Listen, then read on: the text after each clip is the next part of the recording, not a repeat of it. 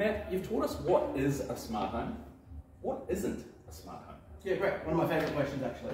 So, smart home, like I said, is everything connected to one system so they can all interoperate.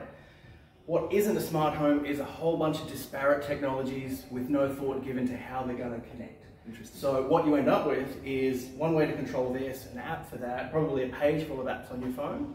And the classic way this plays out when nobody's consulted a company like us is the classic wall in the kitchen, where traditionally, your aircon guy has a screen, it needs to go in the kitchen. The intercom, it has a screen, it goes in the kitchen. Or with a bit of planning and foresight and a proper smart home system, we'll give you this and incorporate that all into one touchscreen. So visually a lot cleaner on that wall, but we can also give you much more functionality with that interoperability of those systems. Simplicity, consolidation. Yeah, and a much better look. Absolutely.